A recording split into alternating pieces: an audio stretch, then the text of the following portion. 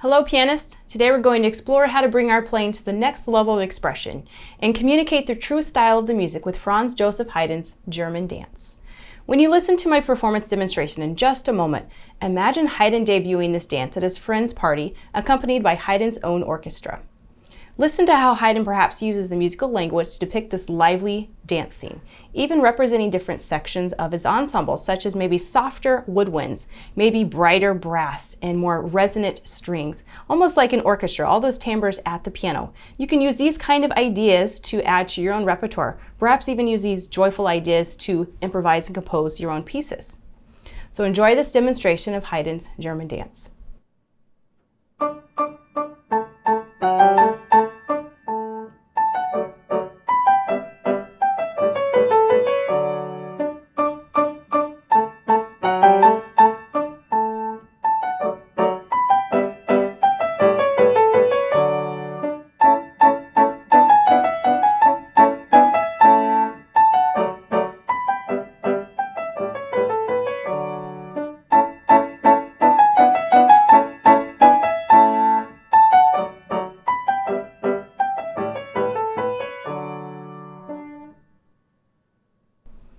You can learn this early intermediate with me as it's available in public domain, or you can learn it in the book that my music majors use, which is Alfred's Group Piano for Adults, Book 1, and it's on page 331.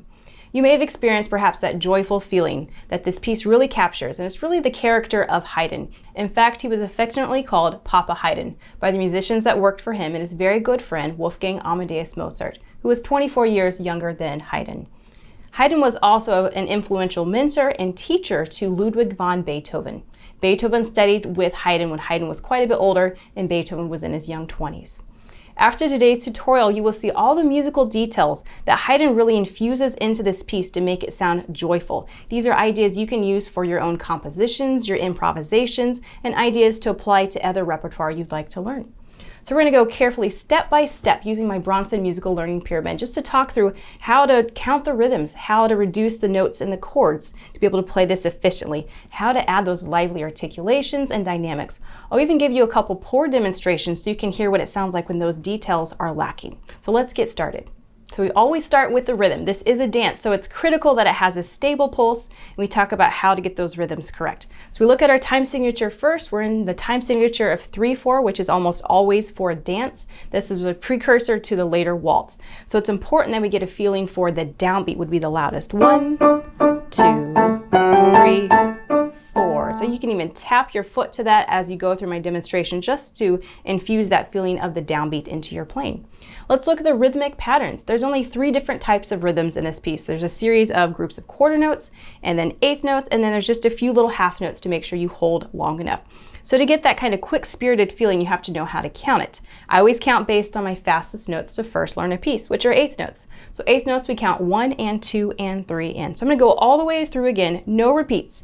And I want you to act like you're the conductor to get you started. So you're going to tap your foot 1, 2, 3, and you can just tap your hands along with it. If it's too much, just tap one hand. We're going to do just some quiet counting along with that. So let's go about 1, 2, and 3, and 1, 2, 3, 1, 2, 3, and 1, 2, 3, 1, 2, 3, and 1, 2, 3, and 1, 2, 3, and 1, and 2, and 3, and 1, 2, 3, 1, 2, 3, 1, 2, 3, 1, 2, 3, and 1, 2, 3, and 1, 2, 3, and 1, 2, 3, and 1, and 2, and 3, and 1, 2, 3.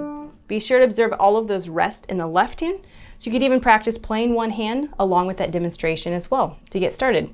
For a suggested final performance tempo, about 168 would be great. It makes it feel spirited but not too fast, and that's really based on the performer. If you feel too frenzied or rushed at that tempo, go to a slower tempo so you can embody that joyful feeling. All right, pianists, next let's move to the note reading and fingering category of the Bronson musical learning pyramid. Let's start with our key signature. I see 2 sharps. We look at the last sharp, which is a C sharp. We go up 1 half step, which is the key of D major. The first 2 notes are D, the ending note is D. So it confirms we stay in that major all the way through. And you could warm up on a D major scale. I'm going to to teach you all of these notes in just a moment. I just want to talk about why this key sounds so joyful. Think about the doctrine of affections back in the Baroque era. So keys embodied affections and moods, composers thought, and I think so as well. Historically, D major is a joyful key. Prior to Haydn writing this piece, Handel wrote the Joy to the World melody based in D major. Also remember, Haydn taught Beethoven. Beethoven's fourth movement from the Ode to Joy Symphony is also in D major, so it just has that feeling of spirit and joy. So we're going to go through the harmonies first because that really infuses that kind of feeling into this piece. We're going to go to the left hand, and it starts on a D4, and if you're using the Alfred, it starts with a finger 1. I'm going to use a little bit of intervals, measure 2, goes down a 4th, finger 2 on A, and down a 3rd. So this is that beautiful D major triad in first inversion. I love those inversions like that. So that's pretty much all the hand position for the left hand. D, down a 4th, repeat, 3rd. And it doesn't even move into measure 5. It stays there on the 3rd, rest, goes up a step. And this is actually the only minor chord in the entire piece, this E minor, this 2-6 chord. And then it goes down to this A7, the 5-7. All right, let me do a little bit more work with the fingerings on this. So let's go back to measure 5. Starts in 2-4, goes up a step to 3-1. You have a big jump here. Use your fingering substitution to move your hand early. So 3 goes to 1, and then I can feel that 7th below it.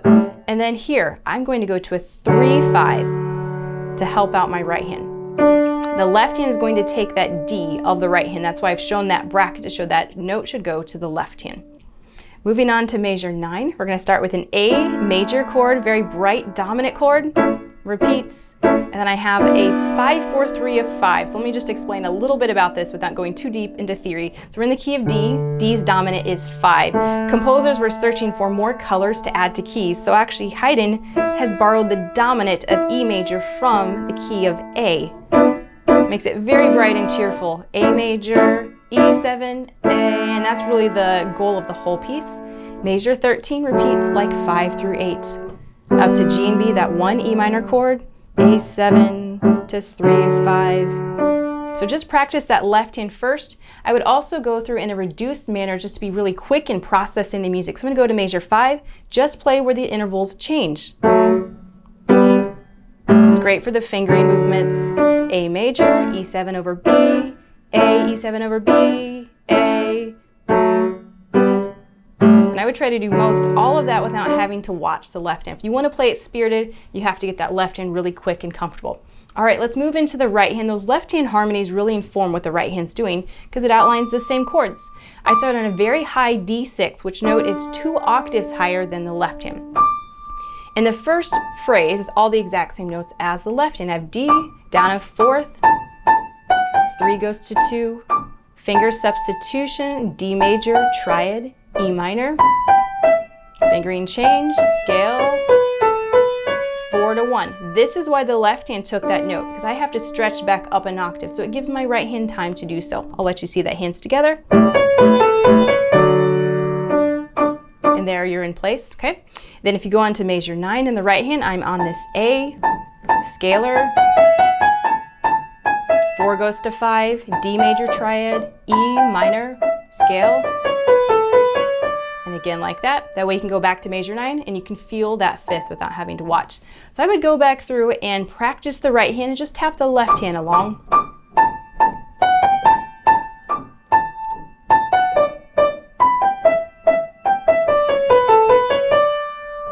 Get that left hand where it can tap that note. Before you try to put hands together, do some kind of reduced manner like that where you tap the left hand, even playing the left hand just on the downbeat. So this would be like measure 5. Measure 9.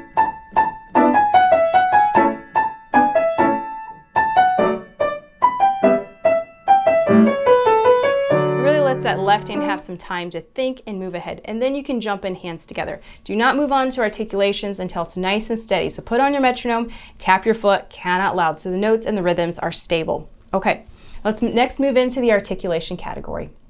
The articulations is what really brings this piece to life, infused with those harmonies that we have that are bright and cheerful. So I'm going to actually play a short demonstration so you can hear what it sounds like when dynamics and articulations are just lacking.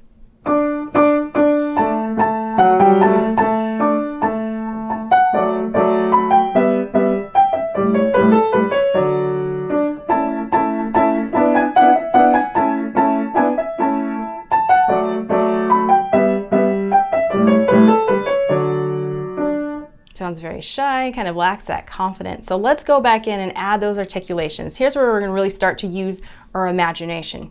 We're going to imagine that these staccatos perhaps are the hops from the dancers, maybe even the string players are bouncing off the keys like a portato touch. If you're a woodwind player, this would be like a really quick type of tonguing that you would apply to these. You can imagine that, so you'll get off the key just as quickly as if you would play your instrument that way. In addition to the staccatos, there's also slurs, which could be perhaps a smooth gliding or one breath if you're thinking about a woodwind, or one bow stroke for a string player. So you could use some cue words just to remind your hands to do that. You can say up for the staccatos and down for the slurs to stay into the keys. Let me demonstrate that way. You can even tap or play one hand with me. 1, 2, 3. Up, up, up, up, up, down, up, up, up, down, hold, down and up, up, down. That's the general idea. So the spots to isolate is when those articulations are different between the hands, which would be like measure 7, where the right hand is slurred and the left hand is staccato. So you could first tap that left hand to get it to come up, and they both sustain together, nice and slow.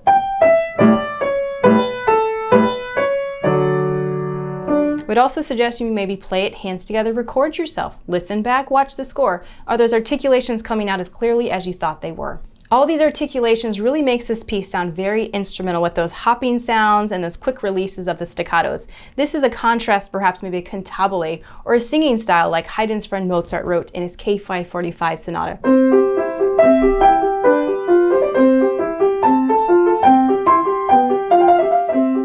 Think about what kind of style and mood is the composer writing. Is it instrumental and lively, or is it cantabile and sweet like that Mozart? This one is very much instrumental. All right, pianists, so make sure with those articulations, the notes are accurate, that you are stable in your tempo, and all those articulations are clean before we go on to this next category of dynamics. So with dynamics, we first have to ask ourselves, which part should I play louder? This is where you can think very instrumentally. So the right hand, you could imagine maybe is a high flute or violin 1. It should definitely be the melody all the way through. And the left hand could be a softer, perhaps clarinet or a bassoon or viola. You can decide what you like. And then in the middle, perhaps the brass comes in. So we're gonna get more creative as we go through with some different ensemble sections. So we're gonna start with that right hand voiced. You can do the left hand tap, and then you can do silent play. So the left hand's gonna tap on the keys, but no sound's gonna come out like this.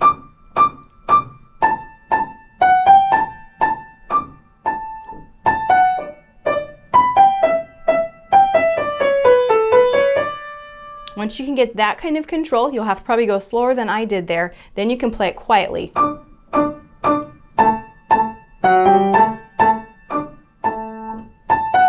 Listen that right hand always sings out as the main melody throughout this whole piece. All right, next up, pianists, to really shape these motives, they're kind of like in 2 major groupings. I'm going to bring out some micro goals. So on the score that you see, you're going to see some different dynamics to know how loud to play each downbeat that I said should be emphasized for this dance. I'm going to choose to start at mezzo forte, decrease it, grow, mezzo piano, more mezzo forte, loudest, decrease. And it has repeats. I would suggest you actually take the repeats and plan out for you which ensemble section perhaps that you're representing. I'm going to start like these are the woodwinds. They're softer, they're lighter, they're airier. I'm going to come back in and add the strings, which adds more vitality. So listen to that contrast. Here's the woodwinds.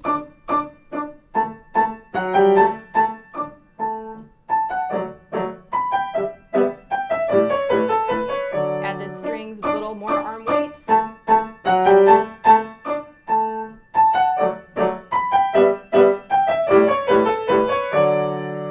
To get that technically to come out, I just used more arm weight. I was actually using a little bit more volume of the left hand, so it just brings out more of a full ensemble sound. All right, let's go into the micro and macro shaping of the second half, starting at measure 9. This should be the brightest line of the whole piece with those bright harmonies, the 5 and that 5 of 5 we talked about earlier with our note reading. I'm going to start at mezzo forte, more in this chord, loudest point. Keep it fairly loud, decrease it.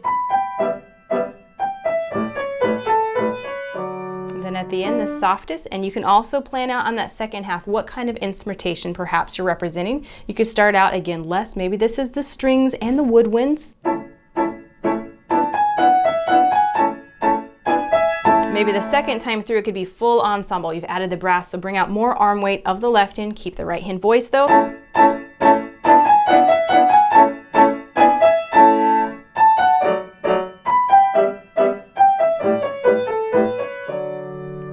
End very soft and sweet. There needs to be a poco retardando at the end, like the dancers are bowing, so it can come to a nice close. In summary, we've had fun adding all of these details. I hope you've learned about how composers can add style and beauty and expression to their piece, things that you can use to apply to your repertoire, and again, like I said, to compose and create your own music.